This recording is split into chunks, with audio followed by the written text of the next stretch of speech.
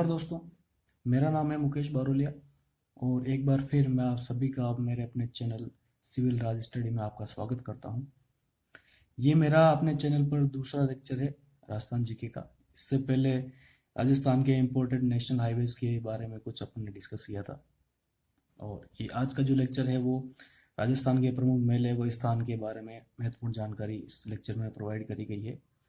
तो हम एक बहुत ही इम्पोर्टेंट लेक्चर है और इसमें से भी राजस्थान जी के क्वेश्चन किसी ना किसी एग्ज़ाम में पुट होते हैं। तो आप इस लेक्चर को अच्छे से देखें और इसमें दी गई चीज़ों को समझें, याद करें और ज़्यादा से ज़्यादा शेयर करें और लाइक करें और कमेंट करें ताकि मुझे ये पता चल सके कि मेरा लेक्चर आपको अच्छा लग रहा है या नहीं। और किसी तरह का कोई अगर आप परिवर्तन चाहते हैं तो वो कमेंट के जरिए मुझ तक ज़रूर पहुँचाने की कोशिश करें। तो चलिए स्टार्ट करते हैं आज का लेक्चर। इस लेक्चर के दो पार्ट रहेंगे। ये पहला पार्ट रहेगा जिसके अंदर अपन साधु संप्रदाय संत इनसे रिलेटेड जो भी मेले हुए उनको आज डिस्कस करेंगे और अगला लेक्चर जो होगा वो पार्ट 2 रहेगा और उसके अंदर अपन पशु मेले और अन्य महत्वपूर्ण मेले जो बचे हुए होंगे वो अपन डिस्कस करेंगे। पहला पॉइंट इसमें जो है वो है नववर्ष का है। नववर्ष चैत्र शुक्ल प्रतिपदा से मनाया जाता है और ये प्रतिपदा यहाँ पर मतलब एकम से है। वैसे तो नववर्ष की बात अगर करें जो विक्रम संवत या शक संवत में तो वो चैत्र कृष्ण पक्ष की प्रतिपदा से स्टार्ट हो जाता है, लेकिन जो नववर्ष मनाया जाता है वो चैत्र शुक्ल प्रतिपदा को मनाया जाता है। दूसरे पॉइंट की बात करते हैं अपन, फूलडोल मेला कहाँ लगता है तो ये रामद्वारा शाहपुरा भिलवाड़ा में लगता है और चैत्र कृष्ण प्रतिपदा से पंचमी तक लगता है।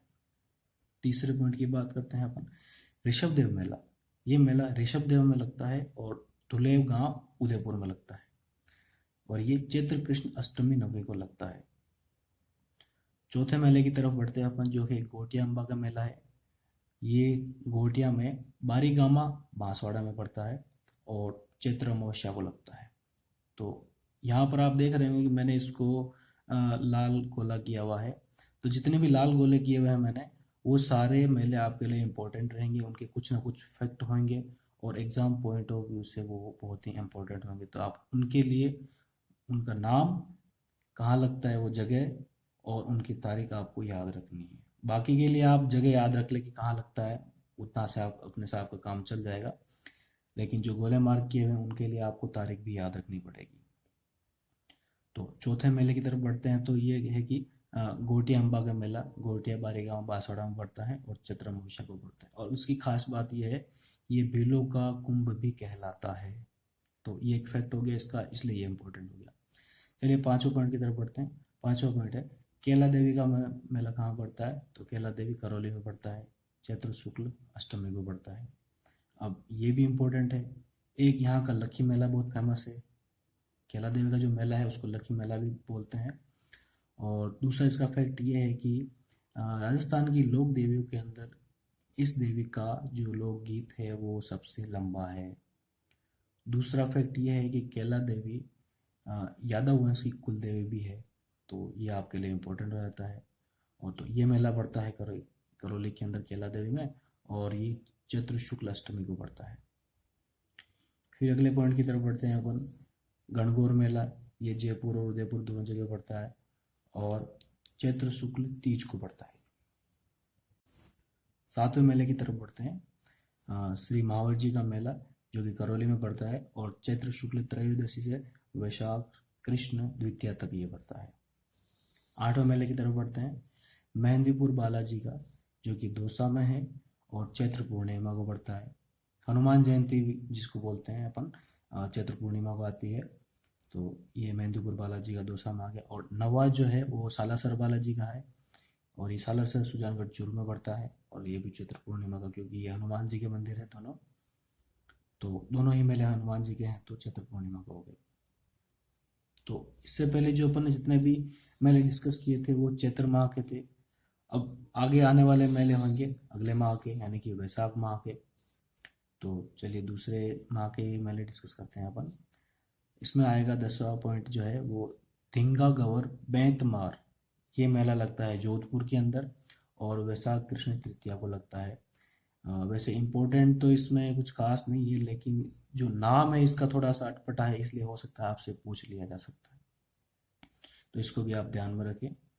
12वां मेला है बाण गंगा का मेला, जो कि विराटनगर जयपुर में पड़ता है और वैशाख पूर्णिमा को पड़ता है। फिर 13वां पॉइंट गोमती सागर मेला, ये झालरापाटन झालवाड़ में पड़ता है और वैशाख पूर्णिमा को पड़ता है। 14वां पॉइंट मातृकुंडा मेला, ये रासमी हरनाथपुरा चित्तौड़ में पड़ता है और वैशाख पूर्णिमा को पड़ता है।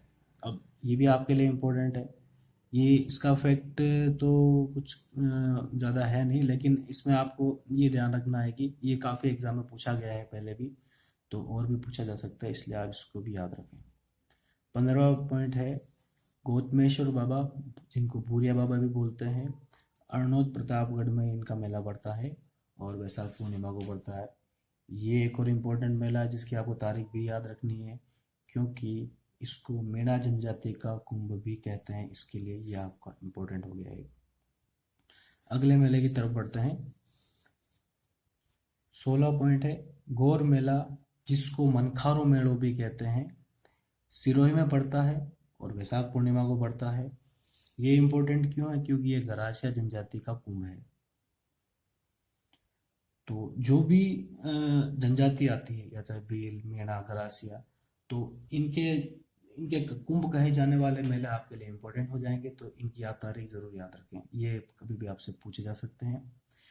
और इसी तरह से कोई लोक संत हुआ, लोक देवी देवता, उनके मेले भी आपके लिए इम्पोर्टेंट रहेंगे। और लोक देवी देवताओं से रिलेटेड मेले तो आपसे काफ़ी बार एग्जाम में पूछे जाते हैं, तो आप वो भी याद रखें। अगले माह की तरफ बढ़ते हैं, जो कि जेठ माह है, और इसके अंदर 17वां पॉइंट आ रहा है कि सीताबाड़ी का मेला केलवाड़ा 12 में लगता है और जेठ अमावस्या को लगता है। ये इम्पोर्टेंट इसलिए है क्योंकि ये सहरिया जनजाति का कुंभ कहलाता है, तो ये आपके लिए ये जनजाति स्पेसिफिक मेला हो गया। तो अपने पास अब भील, मीणा, गरासिया और सहरिया 4 जनजातियों के मेले अपने पास हो गए, तो ये चारों आपके लिए इम्पोर्टेंट रहेंगे। अगले पॉइंट की तरफ चलते हैं। 18वां पॉइंट है प्रताप जयंती, ये हल्दीघाटी में इसका मेला पड़ता है और राजसमंद में पड़ता है, और जेठ शुक्ल तृतीया को ये मेला पड़ता है। तो अगले महीने के मेलों की चर्चा करते हैं अपन। श्रावण मास को जो मेले पड़ते हैं उनके बारे में बात करेंगे अपन। 19वां पॉइंट है कल्प वृक्ष मेला, ये पड़ता है मांगलियावास अजमेर में, और हरियाली अमावस्या को ये पड़ता है। 20वें पॉइंट की बात करते हैं बुड्ढा जोहड़ मेला, ये डाबला जगह में राज सिंह नगर गंगानगर में पड़ता है और ये श्रावण अमावस्या को पड़ता है। ये जो 20वां पॉइंट है बुड्ढा जोहड़, ये सिखों का स्थल है जहाँ पर सिखों का मेला लगता है, सिखों के लिए है एक तरह से। 21वें पॉइंट की बात करें, जो तीज की बात करते हैं, तो ये तीज का मेला जो जयपुर में पड़ता है और श्रावण शुक्ल तृतीया को पड़ता है, और यहाँ जयपुर में तीज की सवारी भी इसी दिन निकलती है। 22वें पॉइंट की तरफ बात है चार भुजानाथ यानी कि मीराबाई का जो मेला है वो मेरतर सिटी नागौर में पड़ता है, श्रावण शुक्ल एकादशी से 7 दिन तक ये होता है। अगले माह के मेलों की बात करेंगे, तो ये है भाद्रपद माह। अब एक चीज आप देखना, इसके अंदर जितने भी जो इम्पोर्टेंट मेले हैं वो ज़्यादातर इसी माह के अंदर आएंगे। तो 23वें पॉइंट की तरफ बढ़ते हैं कजली तीज का मेला, जो कि बूंदी में पड़ता है, और ये पड़ता है भाद्रपद कृष्ण तृतीया। इसको आप इस तरह से याद रखें, तीज तो वैसा ही रहा, इससे आप तृतीया याद रख लेंगे, और कजली यानी कि होता है काला, तो आप इससे कृष्ण पक्ष याद रख सकते हैं। कम से कम भाद्रपद महीने के आपको सारे मेले याद रखना है, ये इसके अंदर ये काफी इंपॉर्टेंट मेले आने वाले हैं।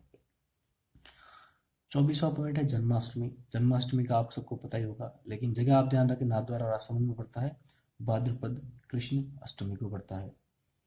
25वां मेला जो कि इम्पोर्टेंट है, मैंने बताया था आपको, संत साधु या संप्रदाय से रिलेटेड कोई भी लोग देवी देवता से रिलेटेड कोई भी मेला हुआ तो वो आपके लिए इम्पोर्टेंट रहेगा, तो उसकी आप जगह और तारीख याद रखें। तो 25वां मेला है गुगा नवमी का मेला, गुगा मेड़ी हनुमानगढ़ में पड़ता है, और ये भाद्रपद कृष्ण नवमी को पड़ता है। तो तारीख के लिए आपको देखो, गुगा नवमी तो इसमें पहले से दिया हुआ है, और बस भाद्रपद कृष्ण याद रखना है। अगले मेले की बात करेंगे अब, रानी सती का मेला, जो कि झुंझुनू में पड़ता है और भाद्रपद अमावस्या को पड़ता है। इस मेले की अपन बात करेंगे रानी सती का मेला, ये भी एक लोक देवी थी। और इनका मेला इम्पोर्टेंट इसलिए है, पहले ये मेला बढ़ता था लेकिन अब ये मेला नहीं बढ़ता है। 1988 के बाद इस मेले पर बैन लगा दिया गया और तब से ये नहीं बढ़ता है। तो लेकिन याद रखना, ये इम्पोर्टेंट है, एग्जाम में आता है। 27वां मेला है रामदेवरा मेला। ये आप सभी को पता ही होगा, काफ़ी फेमस मेला है और ज़्यादा इम्पोर्टेंट इसलिए बन जाता है क्योंकि सांप्रदायिक सद्भावना का जो सबसे बड़ा मेला है वो रामदेवरा का मेला है। सांप्रदायिक सद्भावना से मेरा मतलब है जहाँ पर कई धर्मों के लोग आते हैं और उनके भगवान के दर्शन करके जाते हैं। तो ये रूणीचा जैसलमेर में पड़ता है और ये भाद्रपद शुक्ल द्वितीया से एकादशी तक बढ़ता है।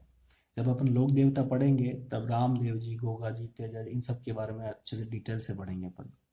इस वक्त अभी आपसे इतना याद रखें कि कौन सा मेला कहाँ पड़ता है और कब पड़ता है। 28वें पॉइंट की बात करें, गणेश जी का मेला जो कि रणथंभौर सवाई माधोपुर में पड़ता है, ये भाद्रपद शुक्ल चतुर्थी को पड़ता है। तो अपन इसको गणेश चतुर्थी भी बोलते हैं, ये वही है। लेकिन यहाँ के गणेश जी की एक विशेषता है कि इनको त्रिनेत्र गणेश जी कहते हैं, तो ये भी इम्पोर्टेंट हो गया आपके लिए। फिर 29वां मेला आता है भोजन थाली का मेला। ये भी आप इम्पोर्टेंट मान सकते हैं। इसके अंदर ये नाम थोड़ा अलग है इसलिए ये इम्पोर्टेंट हो जाएगा। तो ये पड़ता है कामा भरतपुर में और भाद्रपद शुक्ल पंचमी को पड़ता है।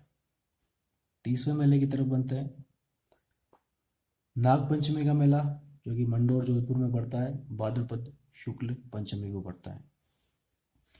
31वें मेले की तरफ बढ़ते हैं यहाँ पर सवाई भोज का मेला, जो कि आसिंद भिलवाड़ा में पड़ता है और भाद्रपद शुक्ल अष्टमी को पड़ता है। ये भी एक महत्वपूर्ण रहेगा आपके लिए, क्योंकि सवाई भोज का मेला, ये देवनारायण जी जो लोक देवता हैं उनके मंदिर में ये मेला लगता है, तो ये इम्पोर्टेंट हो गया। ये फिर एक लोक देवता का मेला आ गया तो इम्पोर्टेंट हो गया। 32वां मेला भर्तृहरि का मेला, जो कि अलवर में पड़ता है और ये भाद्रपद शुक्ल अष्टमी को पड़ता है। भर्तृहरि को राजस्थान का नृसिंह भी बोलते हैं। जब हम लोक देवता पढ़ेंगे तो वहाँ पर ये आता है। तो राजस्थान का नृसिंह किसे कहते हैं, तो वो भर्तृहरि को कहते हैं, तो ये भी आप ध्यान रखें। 33वें मेले की तरफ बढ़ते हैं, जो कि तेजा जी का मेला है। ये लोक देवता का मेला है, लोक देवता का मेला है, तो ये भी इम्पोर्टेंट है। पर्वतसर नागौर में पड़ता है और भाद्रपद शुक्ल दशमी को पड़ता है। इसको अपन तेजा दशमी भी बोलते हैं, तो ये भी इम्पोर्टेंट रहेगा। अगले पॉइंट की तरफ बढ़ते हैं, 34वां पॉइंट खेजड़ली मेला। ये भी इम्पोर्टेंट है। ये खेजड़ली गांव जोधपुर में पड़ता है और भाद्रपद शुक्ल दशमी को पड़ता है। ये मेला काफ़ी इम्पोर्टेंट रहेगा क्योंकि पर्यावरण को समर्पित एकमात्र मेला है, इसलिए आप इसको भी याद रखें। 35वें पॉइंट की तरफ बढ़ते हैं सांवलिया जी का मेला, जो कि मंडप है चित्तौड़गढ़ में पड़ता है और ये भाद्रपद शुक्ल एकादशी को पड़ता है। अगले माह के मेले की तरफ बढ़ते हैं, आश्विन माह के है, तो इसमें 36वां पॉइंट है दशहरा का मेला, जो कि कोटा में पड़ता है और ये आश्विन शुक्ल दशमी को पड़ता है। 37वें पॉइंट की तरफ बढ़ते हैं मचकुंड तीर्थ मेला धौलपुर में और आश्विन शुक्ल पंचमी को पड़ता है। ये भी आपके लिए महत्वपूर्ण रहेगा क्योंकि मचकुंड को तीर्थों का भांजा कहते हैं। एक आपको पता होगा पुष्कर जो मेला आता है उसको अपन बोलते हैं तीर्थों का मामा, तो इसको बोलते हैं तीर्थों का भांजा, मचकुंड तीर्थ को। तो इसकी तारीख और जगह आप ध्यान रखें। अगले पॉइंट की तरफ बढ़ते हैं। अगला महीना है कार्तिक माह। इस महीने में 28वां पॉइंट है अन्नकूट मेला, जो कि नाथद्वारा राजसमंद में पड़ता है और कार्तिक शुक्ल प्रतिपदा को पड़ता है। 39वां पॉइंट ये इंपॉर्टेंट रहेगा पुष्कर मेला। पुष्कर मेला अजमेर में पड़ता है, ये तो आप सभी को पता ही होगा, लेकिन इसकी तारीख कार्तिक शुक्ल एकादशी से पूर्णिमा तक ये पड़ता है। आपको तारीख में एग्जाम के अंदर शायद सिर्फ कार्तिक पूर्णिमा दे सकते हैं, तो सिर्फ कार्तिक पूर्णिमा भी आप ध्यान रख सकते हैं। और ये तीर्थों का मामा कहलाता है। इससे पहले अपन ने जो देखा था धौलपुर में, तो वो तीर्थों का पांजा था, जो कि मचकुंड नाम था उसका, और ये तीर्थों का मामा है, तो ये भी इंपॉर्टेंट है, इसको ध्यान रखें आप। अगला है 40वां पॉइंट, जो कि चंद्रभागा मेला है, जालरा पाटन झालावाड़ में पड़ता है और कार्तिक पूर्णिमा को पड़ता है। फिर था 41वां मेला कपिल मुनि का मेला है, ये कोलायत में पड़ता है और बीकानेर में पड़ता है, कार्तिक पूर्णिमा को पड़ता है। 42वें पॉइंट की बात करेंगे अपन, सावा मेला जो कि चूरू में पड़ता है और कार्तिक पूर्णिमा को पड़ता है। ये इम्पोर्टेंट है क्योंकि ये सिखों का सबसे बड़ा मेला है, तो इसको भी आप ध्यान रखें। अगले माह की तरफ बढ़ते हैं जो कि माघ माह है, और इसके अंदर जो आ रहा है वो मानगढ़ धाम है, और मानगढ़ बांसवाड़ा में पड़ता है, और इसकी तारीख है माघ पूर्णिमा। ये मेला इम्पोर्टेंट है क्योंकि ये उन 1500 शहीद किसानों की याद में मनाया जाता है जो मानगढ़ पहाड़ी पर एक शांति सभा कर रहे थे, तो उन पर अंधाधुंध फायरिंग की गई अंग्रेजों के द्वारा, और तब 1500 किसान शहीद हो गए थे लगभग, तो उनकी याद में ये मेला बढ़ता है। तो ये एक इम्पोर्टेंट मेला है क्योंकि संत किसी संत या संप्रदाय देवी देवता से रिलेटेड बिल्कुल भी नहीं है, इसलिए ये इम्पोर्टेंट मेला हो गया। और इसको राजस्थान का जलियांवाला बाग हत्याकांड भी कहते हैं। 44वें पॉइंट की तरफ बढ़ते हैं जो कि है गलता जी, जो कि जयपुर में पड़ता है, और मार्क्सिस्ट कृष्ण प्रतिपदा को ये पड़ता है मेला। ये भी इम्पोर्टेंट है क्योंकि रामानंदी संप्रदाय की जो प्रधान पीठ राजस्थान के अंदर है वो गलता जी है, तो ये भी एक इम्पोर्टेंट मेला है आपके लिए। और अगले माह की तरफ बढ़ते हैं हम जो कि है पौष माह। इसके अंदर ये एक ही आ रहा है नाकोड़ा जी, तो ये भी आप याद रखें, जो कि मेवानगर बाड़मेर में पड़ता है, और पौष कृष्ण दशमी को ये पड़ता है। अगला माह है माघ माह। इसके अंदर 46वां पॉइंट है, चौथ माता का जो मेला पड़ता है वो चौथ का परवाड़ा सवाई माधोपुर में पड़ता है, और ये पड़ता है माघ कृष्ण चतुर्थी को। ये भी इम्पोर्टेंट है क्योंकि ये कंजर जाति का कुंभ कहलाता है, इसलिए आपके लिए ये इम्पोर्टेंट हो जाएगा। और लोक देवी के अंदर भी आप इसको पढ़ेंगे तो वैसे ही इम्पोर्टेंट है ये। और 47वें पॉइंट की तरफ बढ़ते हैं अपन जो कि है वर्णेश्वर मेला, जो कि साबला गांव डूंगरपुर में पड़ता है, और मार्ग शुक्ल एकादशी से पूर्णिमा तक ये पड़ता है। इसके लिए आप मार्ग पूर्णिमा ध्यान रखें क्योंकि जो डेट पूछी जाती है एग्जाम के अंदर वो मार्ग पूर्णिमा ही पूछी जाती है। ये भी बहुत ज़्यादा इम्पोर्टेंट है क्योंकि इसको आदिवासियों का कुंभ कहते हैं, इसलिए इसको आप याद रखें, इसकी तारीख भी आप याद रखें।